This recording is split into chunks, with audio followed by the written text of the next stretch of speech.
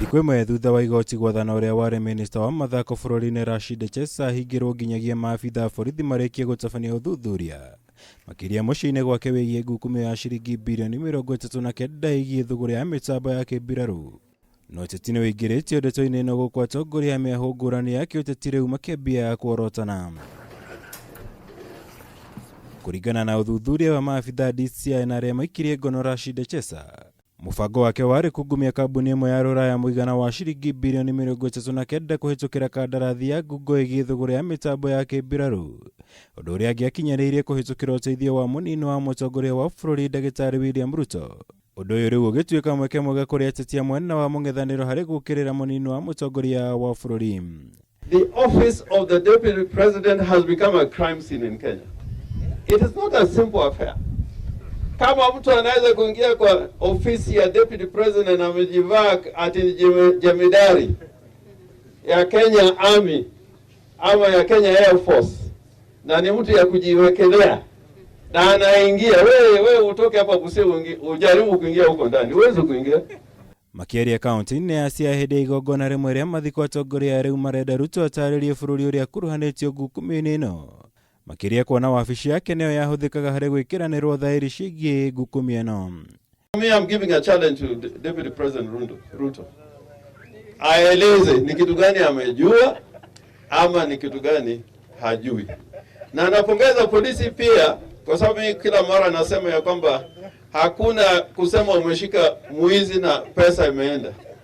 Unajua hii wameshika kabla hajalipwa ile 40 billion. Ufisadi imezidi.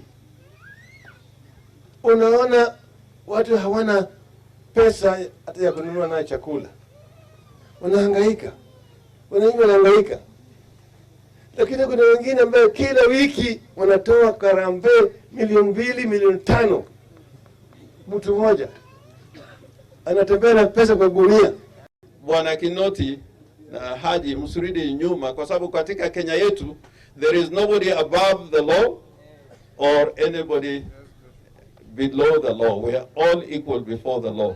Mwena-inĩ wake Ruto akinyanĩirie kũhũthĩra mũtambo wake wa Twitter gũteanĩria riboti ici kaimana, kũrĩa augĩte ũyũ nĩ wĩra wa ng'ethanĩri ake kĩũteti kũgeria kũmũhaka ndoro ũndũ ũrĩa augĩte ndũgũkinyanĩra, gũkũ akĩũria honge cia ũgitĩri gwethana na arĩa makuruhanĩtio na mamũreke arutĩre mũingĩ wĩra.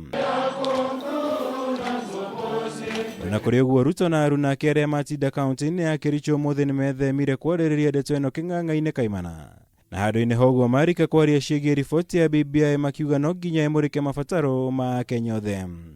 Na katika safari hiyo tunataka tusiweke mambo ya ubinafsi na tuwe na ukweli, kwa sababu Biblia inatufundisha na mkijua ukweli, ukweli utawaweka huru. Lakini tusilete mambo mabaya katika taifa letu. Tuweke usawa, tuweke umoja, tuunganishe nchi yetu.